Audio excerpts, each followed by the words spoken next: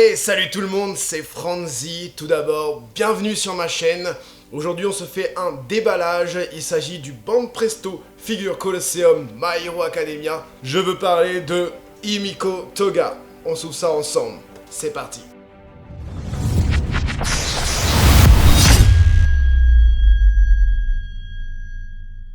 Elle mesure 18 cm, elle est sortie en décembre 2019. Himiko Toga de la licence My Hero Academia, produit par Bandai. Donc la boîte, elle est comme as. Voilà, sur le côté. Voilà, et il y a deux versions, une version prototype et une version normale. Moi j'ai la version normale. Donc dans cette boîte, la figurine comme ça. Oh, j'ai vu des trucs là. J'ai vu des petits trucs sympathiques. Donc on a 1, 2, 3, 4 pièces. 5 pièces avec le petit masque.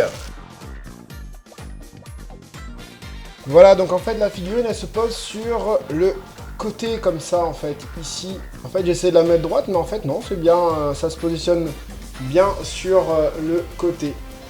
Voilà, alors qu'est-ce que je peux dire sur cette figurine? Eh bien écoutez, la pose, elle est tout en mouvement, tout son corps est en mouvement. Du coup, le tuyau qui est là, il passe derrière sa tête, devant son bras. Bon. On va essayer ça. C'est un peu bizarre, je dois l'admettre. Tac, tac. Et vient se mettre là dedans. Voilà. Alors, c'est ça ou pas?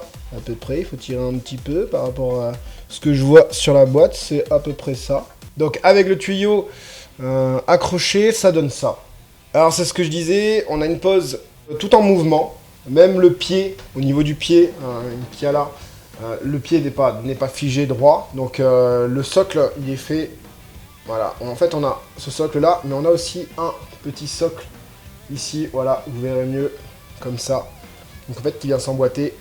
Voilà ici, et c'est bien parce que au niveau de la pose, ils ont réussi à la faire tenir en équilibre, ça va pas sur le côté ou quoi, ça se pose très très bien. Donc concernant les proportions, eh ben, c'est plutôt bien. Même les tuyaux, même tout le système matériel qu'elle a dans son dos, c'est plutôt bien réalisé. On va partir du début. Donc au niveau des chaussures, voilà, chaussures plutôt bien réalisées.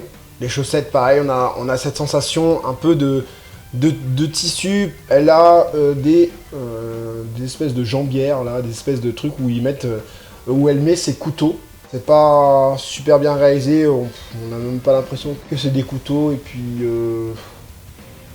ouais, ils sont un peu torts, mais bon, ça je pense que c'est... Ouais, non, quoique, normalement c'est censé être assez droit.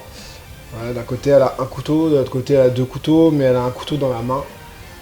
Les petites bonbonnes derrière, du coup, sont argentées aussi. Alors, je sais pas si je les ai bien mises. Dites-moi en commentaire si c'est comme ça. Alors, ça, c'est rigide. Alors, du coup, ouais, non, ça tient pas. Je pensais que ça aurait tenu. Je sais pas comment c'est au niveau de la boîte. On voit pas trop à l'arrière. Donc, moi, je pense que comme ça, c'est plutôt pas mal. Hein. Donc, voilà, elle tient donc une autre bonbonne sur le côté de sa main gauche. La jupe, bon, en mouvement, donc ça va, c'est bien, c'est quand même assez bien réalisé. Son haut, donc son espèce de pull là avec son foulard, je trouve que les mouvements, les plis et tout ça sont plutôt bien faits. Bon, ça aurait pu être plus détaillé. Après, pour une figurine de cette gamme, je pense que c'est amplement suffisant. On a des jointures qui sont juste là. Mais alors, je suis pas sûr que ce soit vraiment une jointure. Ouais, je pense que ça, c'est des jointures. Ça, j'en suis pas sûr, je pense que c'est voulu d'avoir fait cette démarcation, c'est le pull en fait, qui a cette démarcation, on voit bien la forme du pull, on voit bien quand elle lève le bras, les plis en fait dessous, au niveau de la poitrine, c'est quand même pas exagéré et c'est quand même vachement bien fait. Le petit foulard qui vient par au-dessus, et l'autre côté, pareil. Je trouve que c'est une très belle figurine. Hein. Là, au niveau de son masque, là, bah, c'est un sourire, alors du coup... des espèces de dents, c'est bien fait aussi. Moi, ce que j'aime bien regarder, voilà, c'est les mains. voir si elles sont bien faites. Et là, c'est plutôt bien fait. On regarde la main gauche du coup. Là, voilà, tout en mouvement. Les doigts, ils sont pas, c'est pas des pâtés quoi. Les doigts, on voit la finesse de son mouvement en fait dans ses doigts, dans sa main. Donc voilà, au niveau des, bon le petit masque en dessous, bon, il bouge, c'est cool. Mais en vrai, il sert à rien.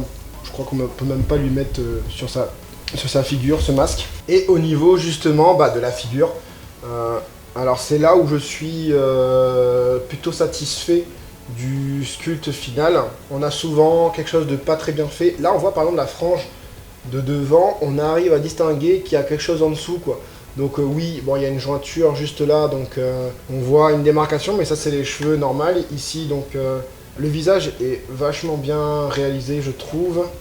Alors on va lui enlever le socle, ça sera meilleur pour vous montrer ça. Voilà. Le visage est quand même vachement bien fait. J'ai vu des photos où le visage était pas très bien fait.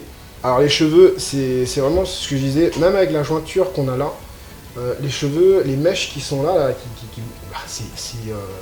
voilà, c'est une Kotoga. On voit qu'elle est faux folle, même dans la figurine, on reconnaît le personnage, même les petits, les yeux, comment ils sont faits. J'ai l'impression que cette fille, elle est toujours défoncée. Elle a toujours les petites joues roses là. Alors je sais pas si parce qu'elle est folle, peut-être folle de découp. Donc voilà. Alors au niveau des couleurs, on est sur une chaussure avec des nuances de marron clair, marron foncé. Avec un bon petit vernis au niveau des chaussures. Au niveau des chaussettes, ces grandes chaussettes sont mates des deux côtés du coup. La peau, il y a de légères nuances. Ah tiens, j'avais pas vu, il y a une jointure là, juste là. Donc ici, bon, j'ai un peu la peinture qui a débordé juste là. La jupette, on est sur du noir-gris mat aussi. Les range-couteaux, c'est simple. Il n'y a pas de nuance. Pareil sur la jupette, il n'y avait pas de nuance. Au niveau des couteaux, on a sur un truc argent. Moi j'ai un petit peu de peinture qui a débordé. Donc bon, au niveau du pull, de son pull, pareil, j'ai plein de pets de peinture. Alors je sais pas si c'est parce que ça vient de Toreba ou quoi. D'habitude quand je commande, j'ai rarement ce genre de défaut. On voit sur son visage. Je sais pas si vous arrivez à le voir, mais il y a des petits trucs de peinture. D'ailleurs, si vous avez des astuces pour enlever tout ça, dites-le moi en commentaire, ça m'intéresse. Donc c'est tout son attirail là, qui est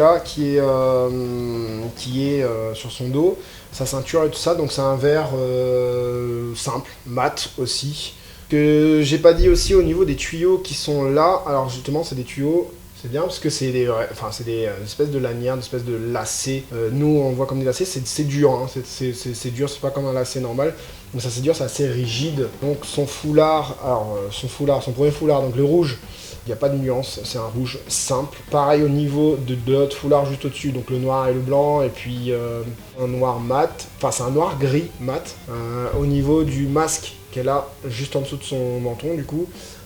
On a des petites donc des espèces de tuyaux argentés, son masque est noir, un peu brillant légèrement, c'est pas du mat en tout cas. Au niveau de son visage qui est quand même vachement bien fait, encore une fois je souligne, sa bouche, il y a quand même une espèce de truc rose tout autour, mais c'est pas gênant si on le met comme ça. Du coup, je vais essayer de faire le focus, voilà. Donc si on la met comme ça, c'est nickel. Voilà, donc il faut la regarder vraiment en face. Il n'y a pas de nuance sur le visage, c'est des jeux d'ombre en fait avec la lumière. En fait ce qui est bien c'est que voilà, quand on a une figurine qui est quand même bien faite, on n'est pas forcément obligé de faire des nuances. Les nuances c'est quand même vachement mieux, les nuances de couleur, les nuances de teinte c'est quand même vachement mieux. Mais on arrive à faire à jouer avec la lumière pour avoir ce genre de nuances. Par contre dans les cheveux, voilà, on a plusieurs couleurs, donc on a une espèce de jaune pâle qui tire un petit peu sur le marron clair. Là vous pouvez voir ici, ici c'est plutôt marron clair sur sa mèche de droite et sa mèche de gauche. Et le haut de la tête, on est sur du jaune pâle. En intérieur c'est un peu plus foncé, en extérieur c'est un peu plus clair. Donc voilà, quoi dire d'autre sur cette figurine? Eh ben moi j'aime assez. Donc voilà les amis, pour revenir sur cette figurine de Himiko Toga. Mes points forts, le côté mat au niveau des couleurs. La pose qui est sur le côté comme ça, j'aime bien, digne du personnage, un peu faux folle. Au niveau des défauts les copains, eh ben j'aurais plus aimé avoir de nuances, notamment sur la peau. Au niveau peut-être aussi des vêtements, les vêtements sont bien mat, mais peut-être plus de nuances. Alors que par exemple sur les chaussures on a des belles nuances, on a des différences de teintes. Et sur les cheveux aussi, ce qui rend bien. J'adore aussi son regard, c'est ce qui m'a le plus surpris. Je pensais pas avoir une aussi bonne qualité en termes de rendu final. Moi j'aime bien cette figurine, je vous la recommande. Bien souvent en termes de qualité de réalisation, on a une qualité moins bien que les prototypes. Là, moi je suis plutôt satisfait. On a une belle figurine. Donc cette figurine coûte environ dans les 30 € selon les boutiques. Moi je l'ai eu sur Toreba gratuitement grâce aux machines à pince. Les copains, dites-moi en commentaire si vous avez aimé cette figurine, si vous comptez l'acheter ou non. Lâchez un petit pouce bleu, abonnez-vous, activez la cloche pour ne pas rater mes prochaines vidéos. D'ailleurs, prochaine vidéo, un monstre, Vegito, Master Lease Extra. On se fera le déballage de ça la prochaine fois. C'était Franzy Stark, à la prochaine.